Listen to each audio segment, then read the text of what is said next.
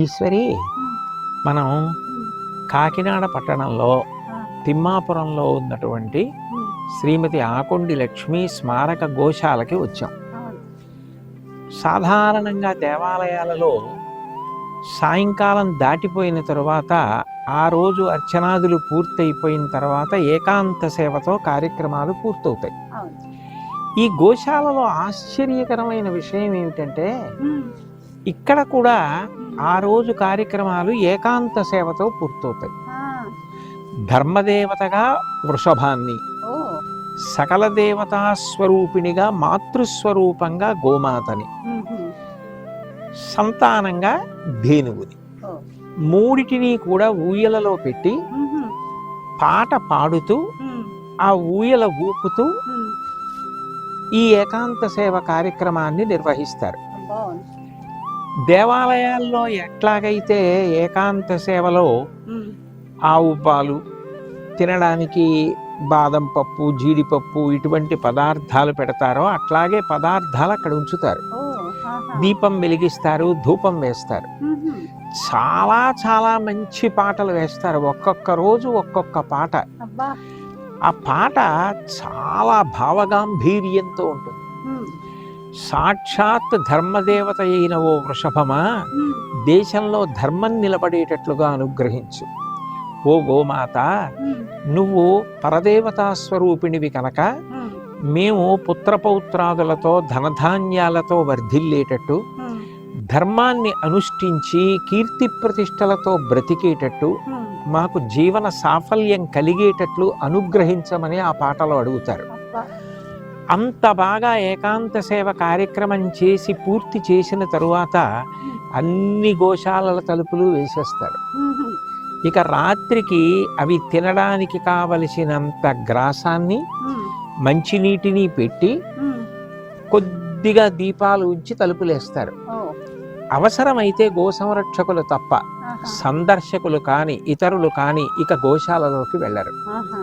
ఒక దేవాలయంలో ఎంత మర్యాద పాటిస్తారో, సకల దేవతా స్వరూపిణి అయిన గోమాత ఉన్నటువంటి ఈ గోశాలలో కూడా దేవాలయ ప్రాంగణం ఎట్లా నిర్వహిస్తారో అంత బాగా నిర్వహించి అంత బాగా ఏకాంత సేవ చేస్తారు. నేను ఆ ఏకాంత సేవ చూసి ముగ్ధుణ్ణి ఒకరోజు నాకు నా ధర్మపత్నికి అట్లా ఊయల ఊపి ఏకాంత సేవ చేసే అవకాశం ఇమ్మని ఈ గోశాల నిర్వాహకుల్ని ప్రార్థించారు. వారు నా యందు ప్రేమతో ఇవాళ అటువంటి ఏకాంత సేవ చేయించుకోవడానికి మనకి అనుమతినిచ్చారు. ఇప్పుడు మనం ఇద్దరం కలిసి బయలుదేరి వెళ్ళి ఆ ఏకాంత సేవ ఆ గోశాలలో నిర్వహించి ధన్యులమవుతాం.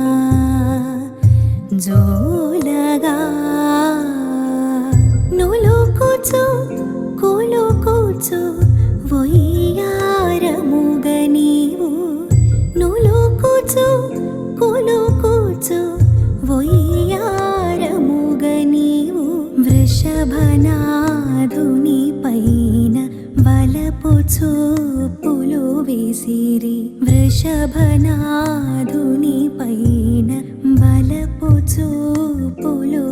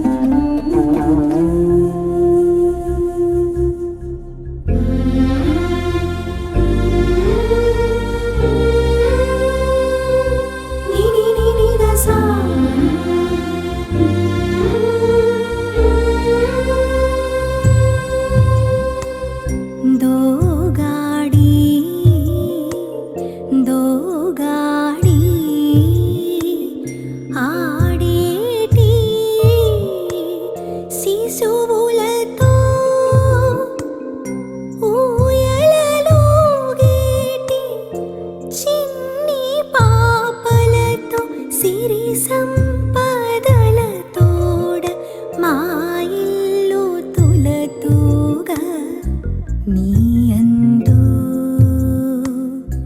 భక్తితో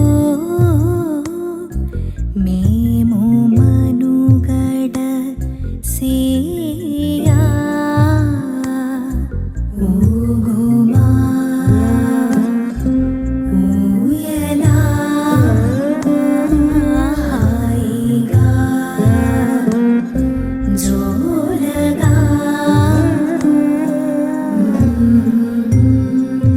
ఆ ఆ